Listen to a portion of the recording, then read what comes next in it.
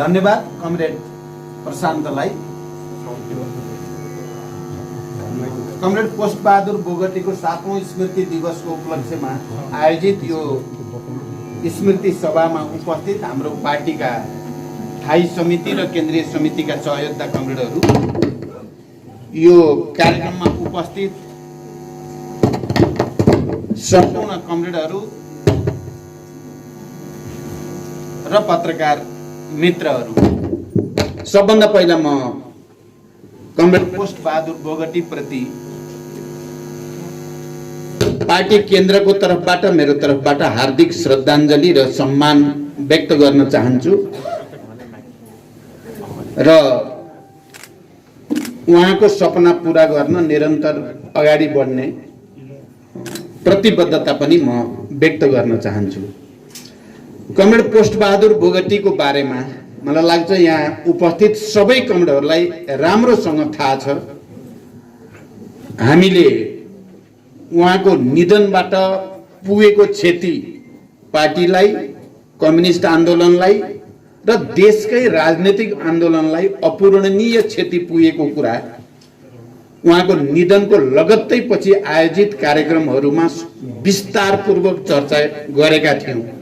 हाम्रो पार्टीले मात्रै होइन, कमरेड पोस्टबहादुर बोगटी त्यस्तो व्यक्तित्व हुनुहुन्थ्यो, सिंहै राष्ट्र।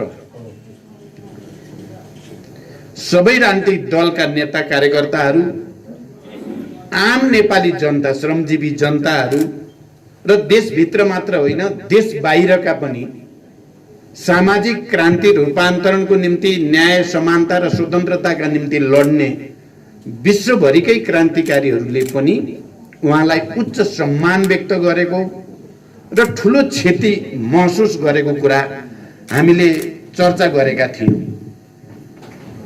अब यो कोठामा अहिले गएको 2 महिनामा हामीले त्यस्ता कमरेडहरूको स्मृति दिवस मनाएका छौँ। संस्थापक कमरेड नरबहादुर कर्माचार्य, जो जीवनभरि पार्टी र क्रान्तिको निम्ति समर्पित हुने एउटा अभिभावकको रूपमा हामीले उहाँलाई सम्मान गर्यौं। त्यसको लगत्तै पछि हामीले कमरेड रामवृक्ष यादव, तराई मधेसबाट विकसित भएको एउटा त्यस्तो व्यक्तित्वको बारेमा र उहाँको शहादतको बारेमा हामीले यहाँ विचारहरू व्यक्त गर्यौं, उहाँलाई श्रद्धा सम्मान प्रकट गर्यौं। त्यस्तै हामीले जनयुद्धका सबभन्दा उच्च तहका शहीदका रूपमा कमरेड सुरेश वाग्ले बासुलाई हामीले सम्मान गर्यौं र आज हामी कमरेड पोस्टबहादुर बोगटी लाई श्रद्धा र सम्मान व्यक्त गर्दैछौँ। मैले धेरैचोटि भनेको छु, कमरेड पोस्टबहादुर बोगटी भित्र एउटा विशिष्ट गुण क्षमता थियो जो सबैमा चाहिँ हुन सक्दो रहेनछ। मैले अहिले लामो व्याख्या नगरिकन यहाँ अघि आयो पनि छोरी र कमरेडको हैसियतले प्रभाले केही कुरा बडो सान्दर्भिक रूपमा र सटीक रूपमा पनि यहाँ प्रस्तुत भएको छ। उहाँ सरल त हुनुहुन्थ्यो नै, समर्पित हुनुहुन्थ्यो, निष्ठावान हुनुहुन्थ्यो र उहाँको भूमिका जहिले पनि संयोजनकारी, सकारात्मक र रचनात्मक भूमिकामा हुनुहुन्थ्यो। जहाँ जहाँ पार्टीलाई अप्ठ्यारो पर्छ त्यहाँ त्यहाँ चाहिँ कमरेड पोस्टबहादुर बोगटीको माग हुन्थ्यो र पार्टी केन्द्रबाट उहाँलाई त्यही पठाइन्थ्यो र उहाँले जतिसुकै जटिल र अप्ठ्यारो परिस्थितिलाई पनि सहजीकरण गर्ने, साथीहरूका बीचका बहस छलफललाई समन्वय गरेर रूपान्तरण गर्ने बडो विशिष्ट चरित्र थियो कमरेड पोस्टबहादुर बोगटीमा। जनयुद्धको तयारी, पहल र निरन्तरताको क्रममा आधार इलाका भनेर पश्चिम नेपालका जुन ठाउँमा सबभन्दा बढी वर्ग सङ्घर्ष र युद्धका मोर्चाहरू चले त्यहाँको इन्चार्जको रूपमा उहाँले बडो कुशलतापूर्वक पार्टी र आन्दोलनलाई, युद्धलाई नेतृत्व गर्नुभयो र उहाँको नाम नै इन्चार्ज कमरेड भनिरह्यो। किनभने पश्चिमाञ्चल कमान हाम्रो मुख्य कमान थियो युद्धकालमा। त्यहाँको इन्चार्ज भएको हुनाले देशभरि उहाँलाई इन्चार्ज कमरेड भनेर चिनिन्थ्यो। इन्चार्ज त अरू पनि हुन्थे, तर कमरेड पोस्टबहादुर बोगटी मात्रै इन्चार्ज हो कि जस्तो गरिकन उहाँको उपनाम जस्तो हुन गएको थियो। यसले के झल्काउँछ भने अप्ठ्यारो ठाउँमा र मुख्य लडाईँका केन्द्रहरूमा चाहिँ उहाँले नेतृत्व लिनुभयो र सफलतापूर्वक त्यसलाई सम्पन्न गर्नुभयो। यहाँ अघि भनिए जस्तै पार्टीभित्र समस्या आयो भने हामीले केही व्यक्तित्वलाई जनयुद्ध कालको म स्मरण मात्रै गर्न चाहन्छु। केही व्यक्तित्व त्यस्ता व्यक्तित्व हुँदा रहेछन् हैसियतको हिसाबले पदमा अलि माथि भए पनि त्यस्ता कमरेडहरूको व्यक्तित्वको अगाडि पुरै पार्टी नतमस्तक हुँदो रहेछ। कमरेड पोस्टबहादुर बोगटीको त्यस्तै व्यक्तित्व थियो। उहाँ महासचिव हुनुहोस् या नहुनुहोस्, उहाँ पोलिट ब्युरोमा हुनुहोस् या नहुनुहोस्, उहाँ स्थायी समितिमा हुनुहोस् या नहुनुहोस्, तर त्यति बेलाका हामी लिडरसिपमा भएका मदेखि कमरेड किरणदेखि कमरेड बाबुराम भट्टराईदेखि अरू पनि सबै पोस्टबहादुर बोगटीको अगाडि नतमस्तक हुने स्थिति बन्थ्यो। र नेताहरूको बिचमा विवाद भयो, कचिङ्गल भयो भने उहाँले अगाडि सरेर तर्क गरेपछि सबैले सुन्नु पर्ने मात्रै होइन मान्नै पर्ने बनाइदिनुहुन्थ्यो उहाँले। उहाँको त्यो तर्क शक्तिबाट मात्रै होइन, उहाँको नैतिक शक्ति थियो क्या, मोरल अथोरिटी भन्छ नि, नैतिक आधिकारिकता उहाँको धेरै बढी थियो। त्यसो भएको हुनाले पदीय रूपले जिम्मेवार भए पनि उहाँको व्यक्तित्वले हामी सबैलाई खिच्थ्यो र उहाँले भनेपछि हामीले मान्नु पर्ने र त्यहाँ मिलाएर समन्वय गरेर पार्टीलाई अगाडि बढाउनु पर्ने स्थिति बन्थ्यो। त्यसकारण जति जति बेला पार्टीमा अलिकति अप्ठ्यारो स्थिति आउँछ त्यति बेला चाहिँ कमरेड पोस्टबहादुर बोगटीको आवश्यकता झन् बढी खड्किने गर्छ। मैले त पार्टीको अध्यक्षको हिसाबले, किनकि मलाई सबै सन्दर्भमा पञ्चायत विरोधी आन्दोलन 2038 सालको जनमत संग्रहदेखि पञ्चायत विरोधी आन्दोलनको र जनयुद्धको तयारीको सबै चरणदेखि एकता केन्द्र निर्माणदेखि माओवादी युद्धको तयारी र उठान, त्यसभित्रका सबै उतार चढावहरू, सबै दुःख पीडा, हर्ष खुसी, आँसु हाँसो, सबैमा कमरेड पोस्टबहादुर बोगटी मसँग जोडिनु भयो र हरदम मलाई सहयोग गर्ने, कहिले आलोचना गरेर पनि सहयोग गर्नुहुन्थ्यो। कतिपयलाई लाग्न सक्छ सायद पोस्टबहादुरले जहिले पनि अध्यक्ष प्रचण्डलाई नै साथ मात्रै दिइराख्छ कि भन्ने लाग्यो भने त्यो सत्य होइन। म कमरेड पोस्टबहादुर बोगटीको चरित्र, छवि, प्रवृत्ति र क्षमताप्रति इमान्दार भएर भन्नुपर्दा उहाँले आलोचना गरेर, कठोर आलोचना, कहिलेकाहीँ त रिसै उठ्ने गरी आक्रमण पनि गर्नुहुन्थ्यो मलाई। यो भएन, हुँदैन, तपाईँको यो तरिकाले चल्दैन भन्न सक्ने हैसियत राख्नुहुन्थ्यो। त्यसरी पनि सहयोग गर्नुहुन्थ्यो। तर फेरि भित्रबाट उहाँले लिडरसिपप्रति विश्वास चाहिँ कहिले नै डगाउनु भएन। उहाँले आलोचना गर्दै गर्दा पनि, कहिलेकाहीँ कठोर ढङ्गले प्रस्तुत हुँदा पनि उहाँको हृदयभित्र उहाँको समग्र प्रवृत्ति चाहिँ पार्टी आन्दोलन र नेतृत्वलाई स्थापित गर्ने, अगाडि बढाउने, सहयोग गर्ने नै भावना अन्तर्निहित हुन्थ्यो।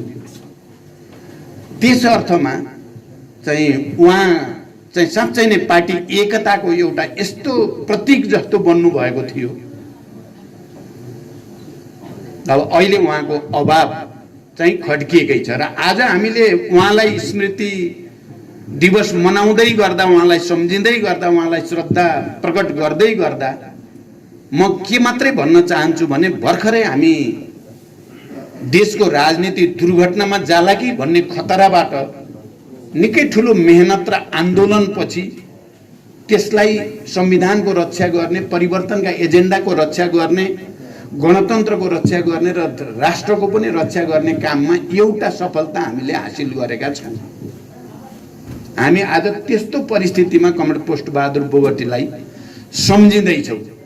झन्डै झन्डै प्रतिगमनमा जाने हो कि देश, झन्डै झन्डै प्रतिक्रान्ति भएर क्रान्तिका सबै उपलब्धिहरू धरापमा पर्ने हुन् कि भन्ने परिस्थितिबाट हामीले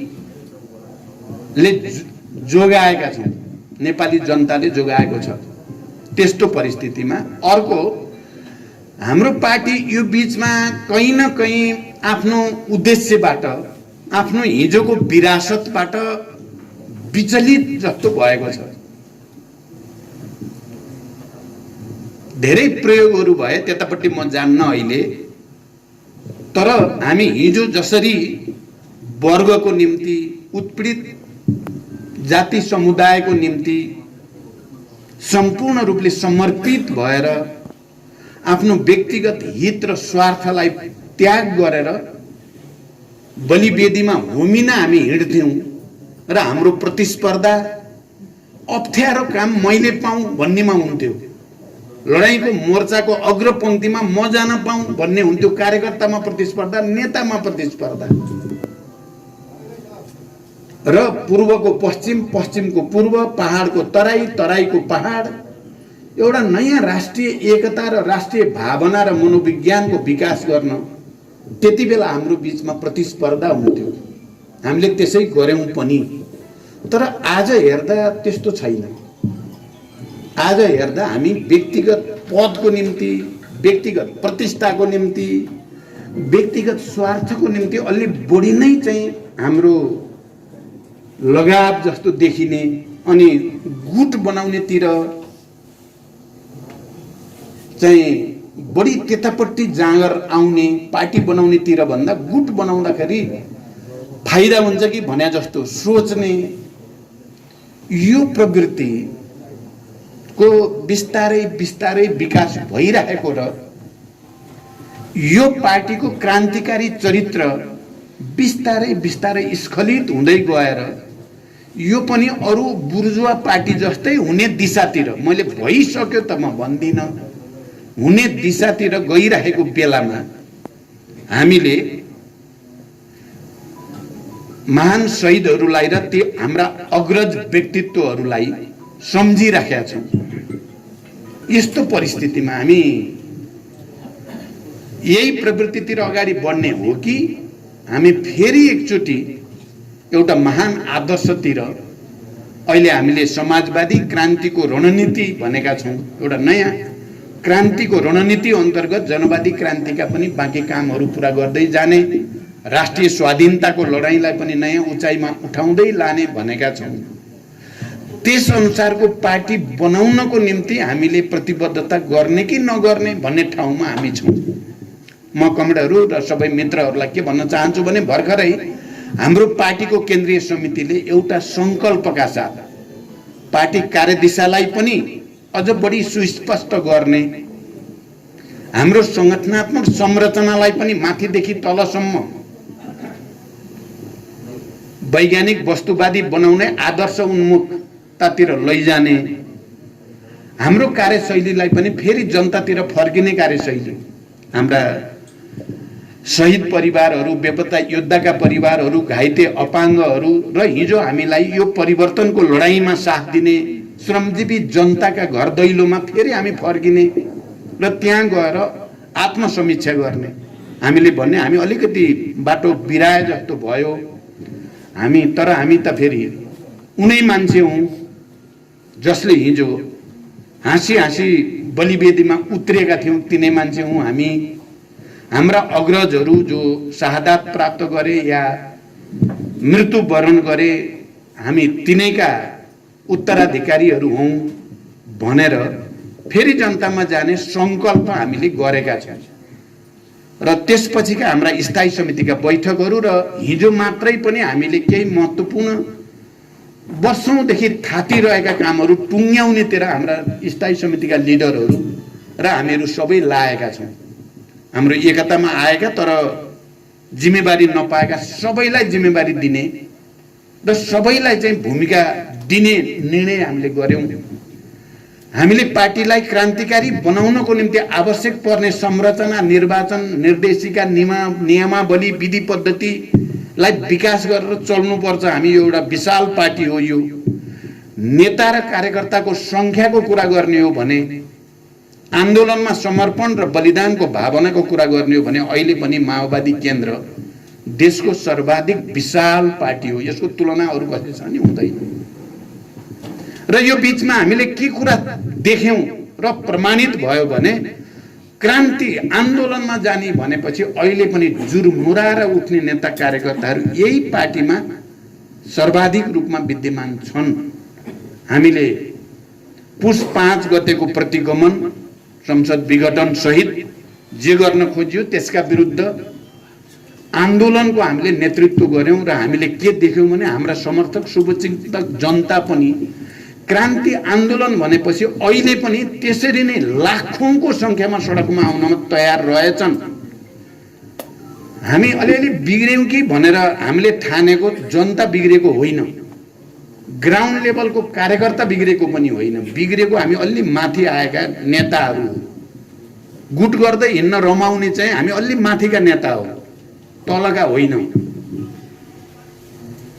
भन्ने साबित भयो। ती लाखौं जनता सडकमा आएर प्रतिगमनलाई हराउनै पर्छ, प्रतिक्रान्तिलाई रोक्नै पर्छ भन्ने जसरी आए, त्यसले के देखायो भने यही पार्टी नै अझै पनि रूपान्तरणको सम्भावना भएको एकमात्र पार्टी हो। देशलाई नेतृत्व गर्न सक्ने र देश निर्माण गर्न सक्ने तागत, विचारको तागत, संगठनको तागत, समर्पण र त्यागको तागत यही पार्टीसँग छ भन्ने कुरा पछिल्ला दिनमा राम्रै प्रमाणित भयो। र हामीले आत्मसमीक्षा गर्दै गर्दा मैले चाहिँ के बुझेको छु र मैले के भन्न जोड गरिराखेको छु, यो बीचमा तपाईहरुले सुनिराख्नु भएको छ भने जनताबाट सिक्ने हो। जनताले सिकाइदियो हामीलाई। यो प्रतिगमन विरोधी आन्दोलन मार्फत आम नेपाली जनताले हामीलाई सिकायो कि हामी नेतृत्व गर्नेहरूले भुल गरिरहेका छौं है, गलत बाटोतिर हाम्रो पाइलाहरू छन्, हामी सच्चिनु पर्छ भनेर जनताले सिकाएको हो। र हामी जनतातिर फर्कने प्रतिबद्धता सहित, पार्टीलाई क्रान्तिकारी बनाउने प्रतिबद्धता सहित हामी अहिले यहाँ उपस्थित छौं। र मैले भने त्यसपछिका हाम्रा सबै बैठकहरू अलिक गम्भीर ढंगले पार्टी पुनर्निर्माणको, पार्टीलाई क्रान्तिकारी रूपान्तरण गर्ने र नेपाली जनताले आशा अपेक्षा गरे अनुसार त्यसलाई पूरा गर्ने उद्देश्यका साथ हामी समर्पित हुनुपर्छ, त्याग गर्नुपर्छ भन्नेमा हामी आइपुगेका छौं। फेरि म कमरेड पोस्टबहादुर बोगटी जस्ता एउटा आदर्श व्यक्तित्व, राष्ट्रिय व्यक्तित्वलाई स्मरण गर्दै गर्दा म तपाईहरु सबै कमरेडहरू र देशभरि यो कार्यक्रम सुनिराख्नु भएका कमरेडहरू र आम जनतासँग अपिल गर्न चाहन्छु। हामी यो देशलाई प्रगतितिर, यो देशका सबै उत्पीडित वर्ग, जाति, क्षेत्र, लिङ्ग, समुदायका हक अधिकार फेरि एकचोटि स्थापित गर्नेतिर, बुर्जुवाहरूले जसरी चाहिँ निर्वाचनलाई या शासनलाई पुरानै तरिकाले चलाउन जमर्को गरेका छन्, या संविधानमा कयौं त्यस्ता प्रावधानहरू छन् जुन प्रावधानले हामीलाई परिवर्तनको अनुभूति हुन दिएको छैन। चाहे त्यो निर्वाचन प्रणालीको कुरा होस्, चाहे त्यो शासकीय स्वरूपको कुरा होस्, संविधानसँग सम्बन्धित कुरा होस्, यी विषयहरूमा संविधान संशोधन गर्दै, परिमार्जन गर्दै जानुपर्छ भन्ने कुरा हामीले भनेका छौं। हामीले अलिक बढी जोड गरेर आजभोलि भन्न थालेका छौं। यो हामीले अहिले मात्रै चाहिँ ज्ञान प्राप्त गरेको त होइन। हामीले संविधान बनाउने बेलामा पनि हामीले रिजर्भेसन राखेका छौं। त्यो समय यतिले मात्रै पुग्दैन, नेपाली जनता मुक्त हुँदैन यतिले। नेपाल राष्ट्र चाहिँ जुन गतिमा अगाडि बढ्नु पर्ने हो यतिले पुग्दैन।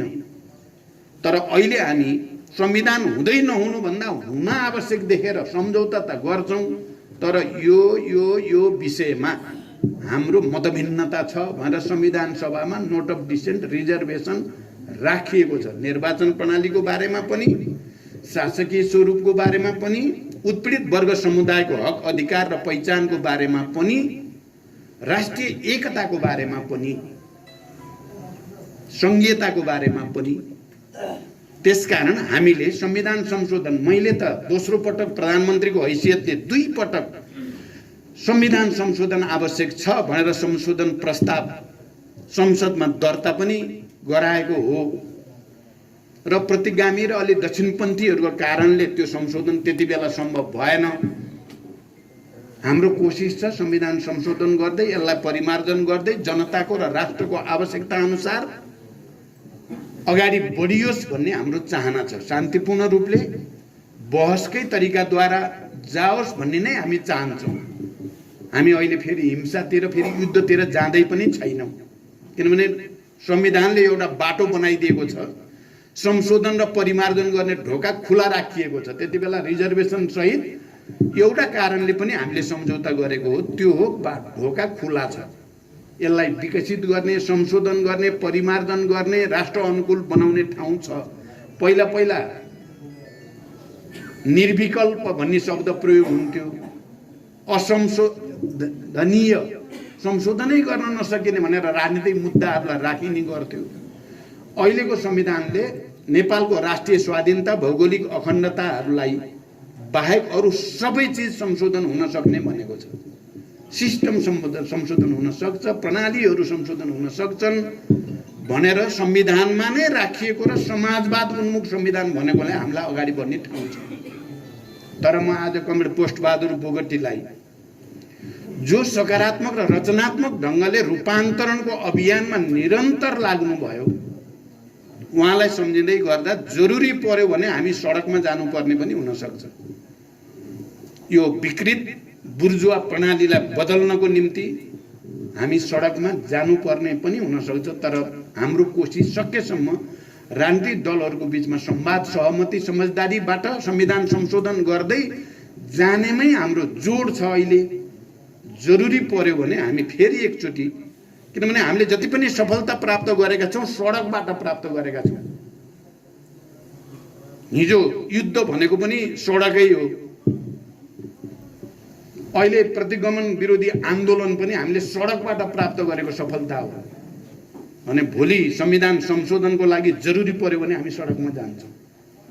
म यो कुरा सबै कमरेडहरूलाई विचार गरिराख्न, चिन्तन गरिराख्न म अपिल गर्न चाहन्छु। अब मैले लामो नगरिकन, कमरेड पोस्टबहादुर बोगटी पार्टी र राष्ट्रको एउटा चाहिँ त्यस्तो व्यक्तित्व, एउटा सामान्य किसान परिवारबाट जन्मिएको, धेरै डिग्री सिग्री लिएको पनि होइन, धेरै छक्का पन्जा गर्ने मान्छे पनि होइन, बडो सरल, सबैसँग मिलनसार। तर त्यस्तो राष्ट्रिय व्यक्तित्व सबै झुक्नु पर्ने हुँदो रहेछ त, हुँदो रहेछ नि त, त्यस्तो व्यक्तित्व हुन सक्दो रहेछ नि त। यति भनिसकेपछि म के भन्न चाहन्छु, उहाँ त्यति मात्रै होइन, उहाँ छोराछोरीको असाध्यै राम्रो पिता र साथी पनि, बाउ र साथी पनि, परिवारको चाहिँ असाध्यै मिलनसार श्रीमान पनि। हामी सबैका परिवारको, फेरि उहाँको आफ्नै छोराछोरी र परिवारको मात्रै होइन, हामीहरू लिडरहरूका प्राय सबैका र कार्यकर्ताका परिवारको पनि उहाँ अभिभावक हुनुहुन्थ्यो। बडो विचित्र। उहाँ आउनुभयो घरमा भनेपछि खुसियाली, सबैमा एउटा आनन्दको सञ्चार हुने, त्यो बनाउन सक्ने क्षमता थियो पोस्टबहादुर। र सबैका परिवारले, नेताहरूको आज खास गरी पोस्टबहादुरसँग सबै कुरा भन्न सक्थे। अरूसँग, मसँग बरु सबै कुरा सबैले भन्न डराउँथे। पोस्टबहादुर आउनुभयो भनेपछि सबै आफ्नो घरभित्रका यो छ, छोरीको यस्तो, छोराको यस्तो आदि इत्यादि। त्यहाँ उहाँ त्यो असल अभिभावक, पिता, साथी, जे भने पनि त्यस्तो पनि हुनुहुन्थ्यो। त्यहाँदेखि यी सबै गुणहरूलाई स्मरण गर्दै हामी पार्टी पुनर्निर्माणको एउटा महाअभियानतिर जान खोजेका छौँ। हामी रूपान्तरण, क्रान्तिकारी रूपान्तरणको एउटा अभियानतिर जान खोजेका छौँ। त्यसमा हामी सबैले एकचोटि गहिरो चिन्तन गरेर आफूलाई, किनकि यो बिचमा हामीले 8-10 वर्ष अरूलाई गाली गरेर बढी बिताइयो क्या, त्यसले बिगार्यो, उसले बिगार्यो भनेको छ। पहिले नेता अब प्रचण्ड सिद्धियो, अब त्यसले केही नै गर्न सक्दैन भनिदिया छ। अर्कोले यो गुटबाज भयो भनेर उसलाई गाली गरेको छ, धेरै गरियो। अब चाहिँ आफैलाई एकछिन गाली गरौँ, आफैलाई मैले बिगाने भन्नेबाट सुरु गरियो भने यो पार्टी बन्छ। म चाहिँ सच्चिनुपर्छ भन्नेबाट सुरु भयो भने हामी सबैले आफ्नो आत्मसमीक्षा गर्ने र आफूलाई बदल्न सुरु गर्न थालियो भने चाहिँ पार्टी फेरि बदलिन्छ र एउटा महान पार्टी फेरि पनि हुन्छ। र म के देख्छु अन्तिममा भने हामी सबैले बल गर्दा हेर्नु होला, आउने निर्वाचनमा यो पार्टी अरूले त अहिले पत्याउँदैन, हिजो जनयुद्ध गर्दा यसले अब 2-4 महिनामा सिद्धिन्छ भन्थे हामीलाई। कसैले यो जनयुद्ध टिक्छ र शक्ति बन्छ भन्न ठान्दैनथे। अहिले म नाम लिन्न, तपाईहरु सबैले सुन्नु भएकै छ। शान्ति प्रक्रिया आएपछि यो पार्टी चुनावबाट देशकै सबभन्दा ठुलो पार्टी होला भनेर चाहिँ यो मेन स्ट्रिमका पार्टी नेता संरचना कसैले पत्याउँदैन थियो। यो हुँदैन यार, कतिले त 5-7 सिट भन्दा बढी आउँदैन भन्थे। त्यति बेला जति बेला रापताप थियो जनयुद्धको, भर्खर शान्ति प्रक्रियामा आएको। मलाई अहिलेका धेरै नेताहरूले भन्ने गर्छन् क्या, जनता कस्तो थियो प्रचण्डलाई देख्न मात्रै पाए, छुन एकचोटि पाएदेखि त भने जस्तो थियो। तर यो देशका अरू मेन स्ट्रिमका पार्टी र नेताहरू चाहिँ बन्दुक देखाएर तर्साएर मात्रै यिनीहरूले अलिअलि मान्छे देखाएका हुन्। बन्दुक चाहिँ थन्काइदिएपछि यिनको देखिन्छ। कोहीले 10-20 सिट भन्दा आउँदैन भन्ने, कोहीले 5-7 सिट भन्दा आउँदैन भन्ने। आउँदा त छप्पर फारेर आयो नि हाम्रो। हेर्नु होला कमरेडहरू, अहिले हामीले जो सङ्कल्प केन्द्रीय समितिबाट लिएका छौँ, अब देशभरि सम्मेलन गर्दै राष्ट्रिय सम्मेलनमा पुगेर सबै विचार पनि संश्लेषण गर्ने, सङ्गठनको संरचना पनि चुस्त दुरुस्त बनाउने, सबैलाई जिम्मेवारी दिने र अनि देशभरि फेरि एउटा अभियानको रूपमा जाने भनेका छौँ। म के देख्छु भने यो पार्टी फेरि 1 नम्बर पार्टी बन्छ। नेपाली जनतालाई गएको 5-7 महिनाको आन्दोलनबाट के थाहा भएको छ भने माओवादी नै रहेछ देशभक्त, साँच्चै देशलाई माया गर्ने पार्टी, सङ्घीय लोकतान्त्रिक गणतन्त्रलाई माया गर्ने पार्टी चाहिँ माओवादी मात्रै रहेछ भन्ने थापित भएको जनताले बुझेका छन्। हामीले त्यो कुरालाई डरोसँग तल पुर्याइदिने हो भने हामी आउँछौँ र हामीले देशको नेतृत्व गर्ने स्थिति बन्छ। हामीले राम्रोसँग देशको नेतृत्व गर्न नपाई बित्यो गयो यो चाहिँ गएको 15 वर्ष। नपाई हुन त 2 चोटि सरकारको नेतृत्व दिने भयो, मन्त्री पनि पटक भयो। हामी झन्डै 100 जना हाम्रा कमरेडहरू मन्त्री भइयो। 100 जना, त्यो सबभन्दा धेरै मन्त्री बनाउने पार्टी पनि हाम्रै पार्टी भएछ क्या। त्यो छोटो समयमा यति धेरै मन्त्री बनाइयो क्या। अहिले हामीले जे सङ्कल्प गर्दैछौँ र कमरेड पोस्टबहादुर बोगटीको चाहिँ स्मृति दिवसमा जे कमिटमेन्ट हामी गर्दैछौँ, त्यसमा हामी सबै इमान्दार हुने, हामी 1 नम्बरमा आउन कसैले रोक्नै सक्दैन। त्यसमाथि हामी मित्रहरूको खोजीमा पनि छौँ। फेरि कहीँ यो देशमा प्रतिक्रान्ति हुन नपाओस्, प्रतिगमन हुन नपाओस् भनेर संविधानको पक्षमा, राष्ट्रियताको पक्षमा र गणतन्त्रको पक्षमा हुनेहरूसँग हामीले मोर्चा गरेका छौँ। जो गठबन्धन अहिले भएको छ त्यो गठबन्धनलाई नै हामीले बचाउनु छ, त्यसलाई लिएर जानु छ। त्यसो गर्यो भने गठबन्धनको तहबाट चाहिँ फेरि हामी 2/3 सरकार बनाउन सम्भावनाबाट हामी वञ्चित भएका छैनौँ। कमरेड फेरि अब कहिल्यै हुँदैन गरी भन्ठान्छौँ, त्यस्तो हुँदैन। नेपाली जनताले कुरा बुझेको छ, खालि हामीले आफूलाई बदल्नु छ। त्यसकारण कमरेड पोस्टबहादुर बोगटीको यो स्मृति दिवसको दिन उहाँप्रति सच्चा श्रद्धाञ्जली भनेको हामीले सबैले आफूलाई बदल्ने र कमरेड पोस्टबहादुरलाई आदर्श मानेर आफू पनि त्यसरी नै पार्टी निर्माणमा, क्रान्ति निर्माणमा, सामाजिक रूपान्तरणमा, समन्वय र सहकार्यमा अगाडि बढ्यौँ भने राष्ट्र निर्माण गर्न सकिन्छ। यही विश्वास व्यक्त गर्दै बिदा हुन्छु। धन्यवाद। अभिवादन।